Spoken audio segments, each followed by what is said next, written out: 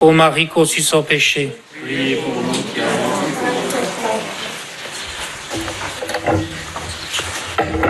Frères et sœurs, la seconde apparition de Jésus ressuscité aux apôtres a donné lieu à une confrontation avec Thomas, absent lors de la première.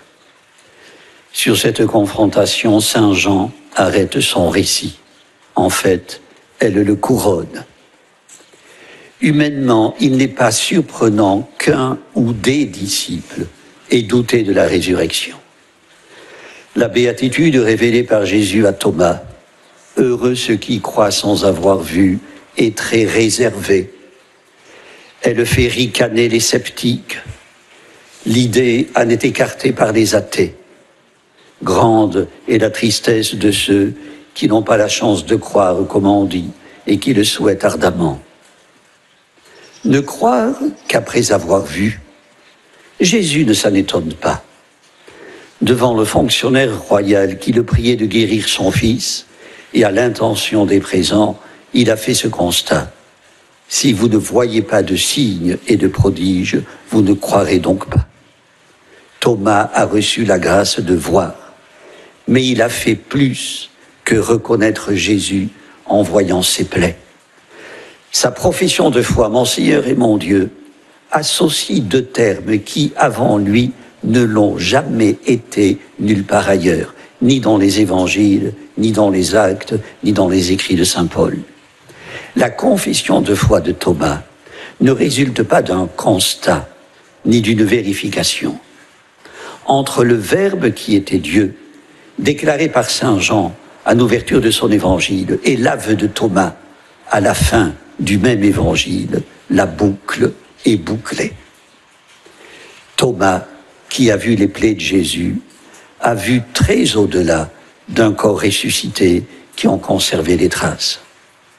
Peut-on reprocher à Thomas d'avoir douté du témoignage des siens? Comment l'événement inouï de la résurrection aurait-il pu rester sans conséquence sur le comportement des témoins? Les disciples se murent comme si Jésus était mort à jamais. Ont-ils peur de subir le sort réservé à leur maître? Du lieu où il se trouve, rien ne sort. Dans ce lieu, rien n'entre.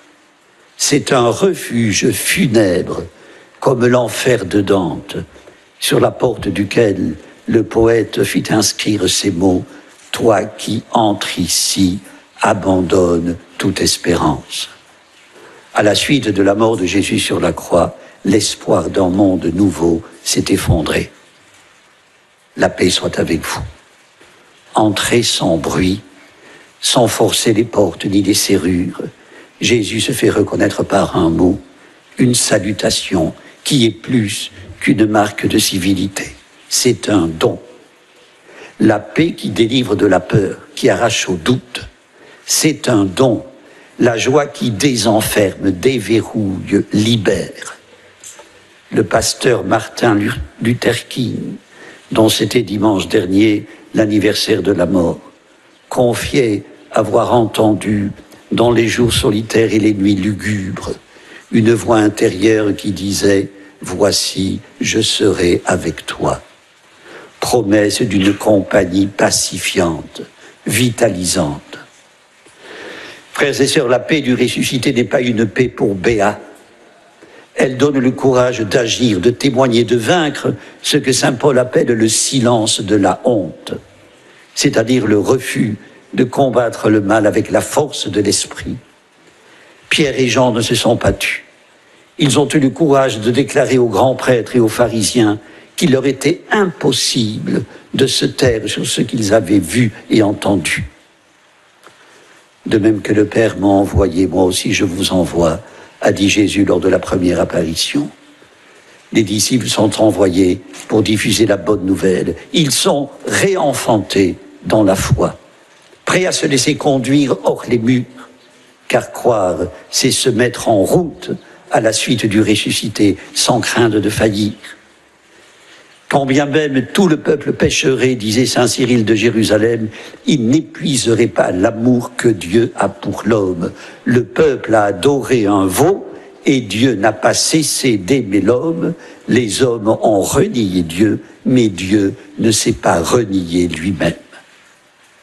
Frères et sœurs, non seulement Dieu ne s'est pas renié, mais il a été miséricordieux. Et il a donné aux apôtres le pouvoir d'être à leur tour artisans de sa miséricorde. La miséricorde, nous la célébrons ce dimanche, comme l'a souhaité Jean-Paul II. Il savait d'expérience, celle de 2 régimes dictatoriaux, que seule la miséricorde peut imposer une limite au mal qui ravage ou qui cloue dans une immobilité culpabilisante. La miséricorde déverrouille, permet de repartir, ouvre les yeux, y compris ceux des bourreaux, alors même qu'ils croient triompher. Père, pardonne-leur, a dit Jésus au moment d'expirer. Ils ne savent pas ce qu'ils font. Littéralement, ils n'ont pas vu ce qu'ils font.